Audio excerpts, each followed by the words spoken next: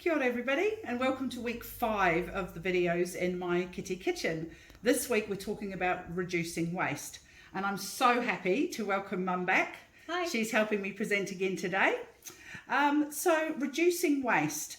Did you know that every year Kiwis waste $3.2 billion worth of food? That works out at about $1,510 per household per year. Wow. That's a lot of money. I know I'd rather have that in my bank. So I love food and I hate waste. So this week I want to talk about how we can reduce the amount of food that we waste. I have very little waste in my home. I have a garden, so I put whatever I can into the compost bin, except for the meat and bones, of course, which isn't good for your compost. Other cooked leftovers go on the bird table if they're not suitable for the compost bin. But if there's anything I can freeze or use another way, I do it. So let's start with fruit and vegetables, and in particular citrus. You can't beat fresh citrus for cooking with, but what happens if you have some fruit that's maybe getting a bit old and you don't want to throw it out or put it in the compost? Well, what I suggest you could do is grate the rind, freeze it in small bags and use it from the bag as you would do in a recipe. Well, that's a good idea. Yeah. And you can also slice the fruit and freeze it, and that's really good, and also cut it into wedges, and you can use that in drinks or other recipes that want sort of sliced lemons, whether that's on a fish or whatever. Yeah, and you can place the fruit in an ice cube tray, like I said, and once frozen into bags. And also a quick tip, sliced lemon with garlic in a bag, straight in a casserole with chicken. Easy. Nice.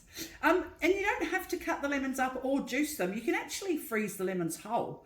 And what happens then is if you've got a recipe again that calls for the rind, you can actually grate a frozen lemon. It's easier to grate, easier to get it off, and it's so simple. So there's no waste there at all. And also the wedges can be used in summer drinks. Yep.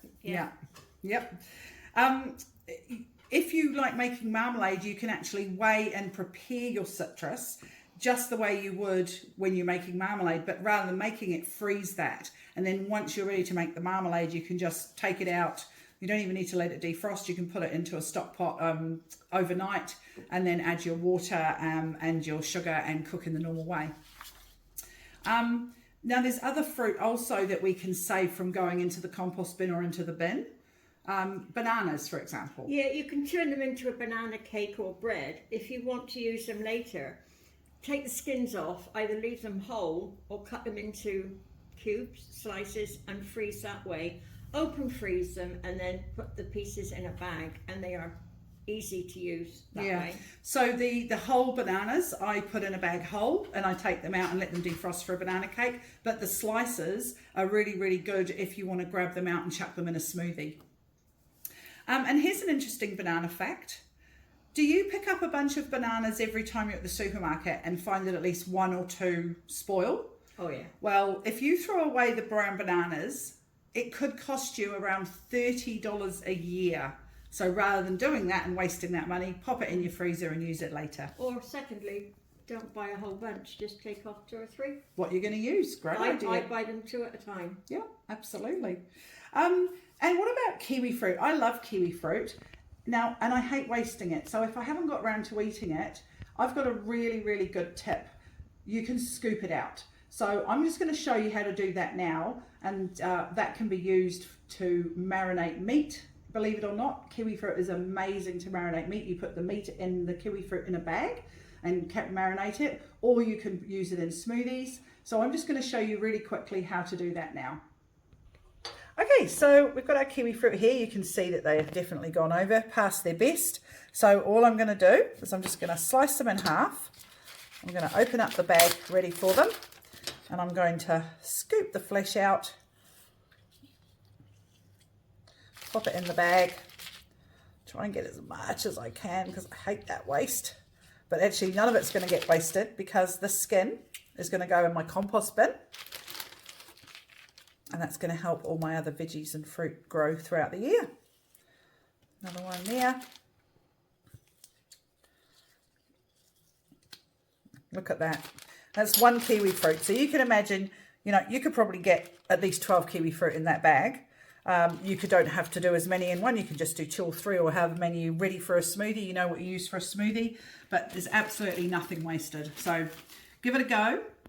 Make sure to write the name of what it is and the date, because sometimes from when it gets frozen, it's a bit hard to tell.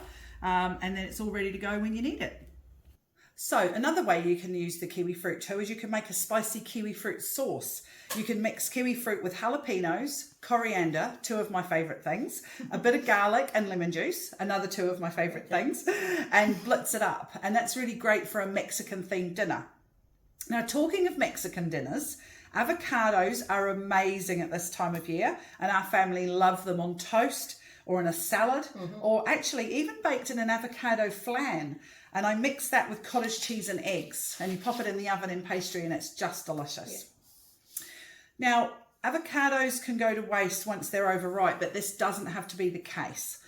You can mash them up with a little lemon juice, and that stops them from discolouring, and put large spoonfuls or ice cream scoopfuls on a baking tray.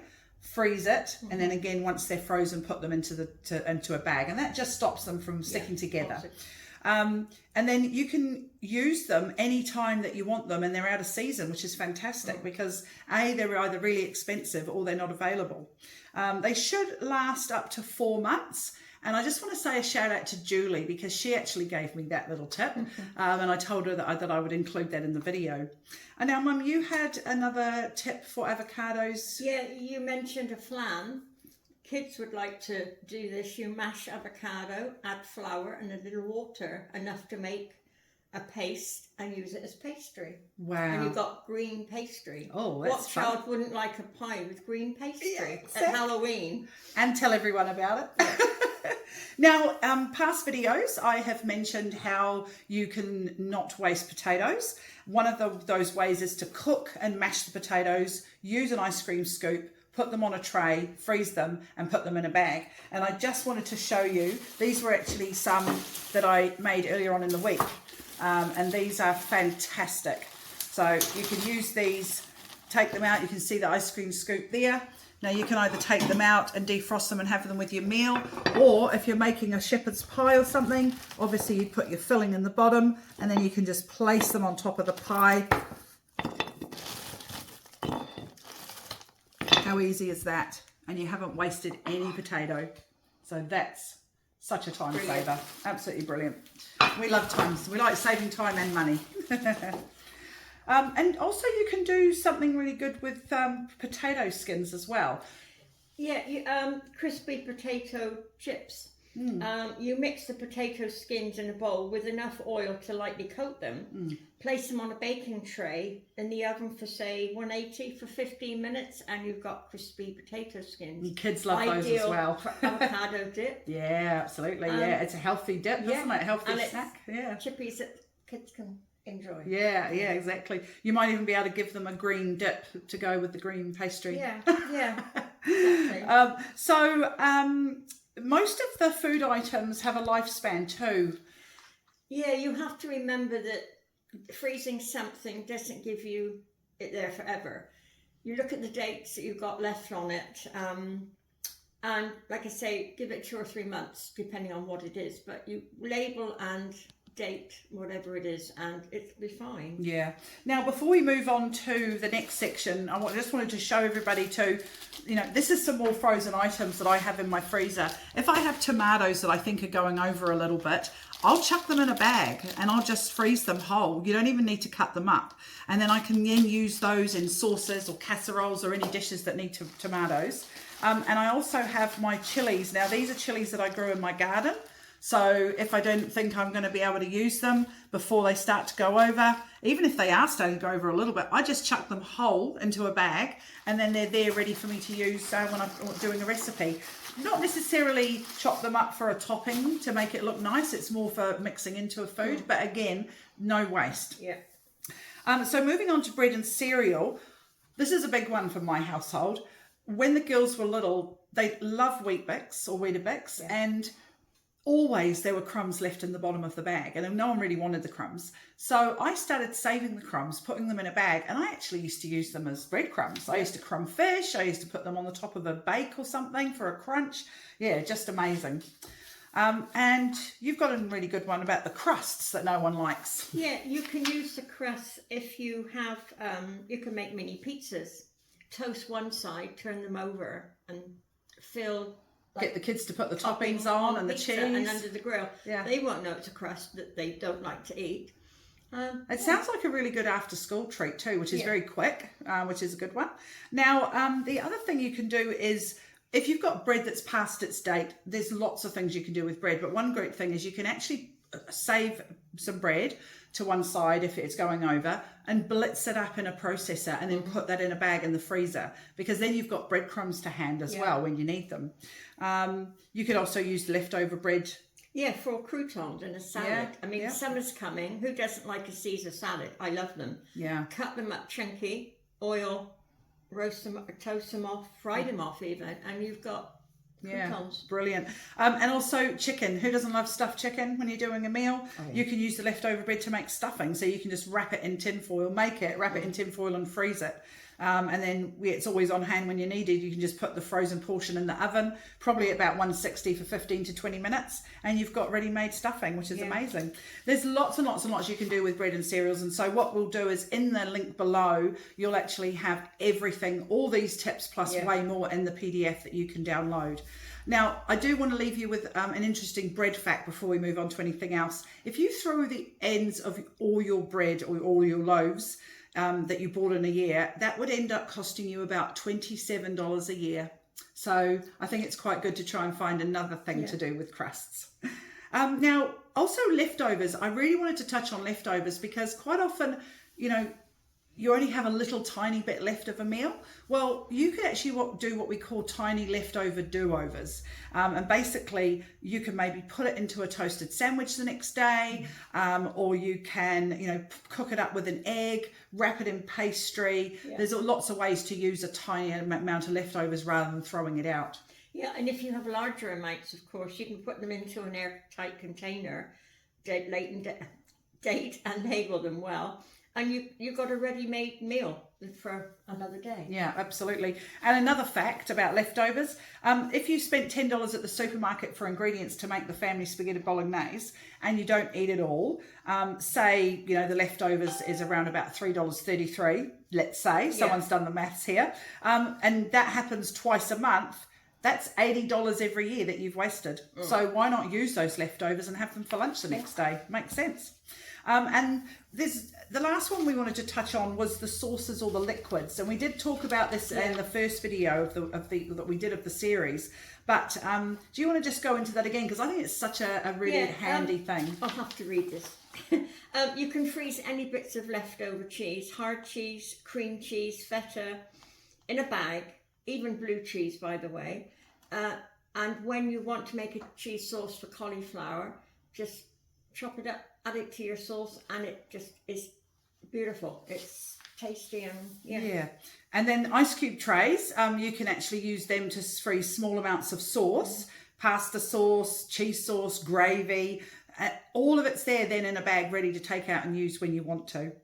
And also, don't waste half a can of something. I hate that. When I'm making a curry or a recipe, it says use half a can of coconut cream. I don't want to waste the other half, so I actually put that into a container, airtight container or a bag, write on it what it is, chuck it in the freezer, and it's not wasted. In fact, the next time I do that recipe, I've got the other half a can there ready to go. So we've got lots of tips and hints here. There's lots of ways you can reduce your waste, reduce your leftovers, reduce the stuff that goes in the compost or the bin. And like I say, check out the PDF below because there's so many great tips. Honestly, this segment could have been probably an hour long, to be honest, because I've got so many of them. I love finding ways to not waste things and chuck them out. So have fun with it. See how much you can save maybe this week. See how much you can stop putting in the bin. One quick tip before we go. This was a hack someone gave to me. Broccoli. When you buy broccoli, you know how it goes all soft and limp in the... Cut the bottom off in case it's a bit hard. Chuck it in a glass of water in the fridge. It's still as fresh as the day I bought it. It's amazing. That's over a week old. So give that one a go. Anyway, guys, thank you for watching, and thank you to Mum for being my co-star.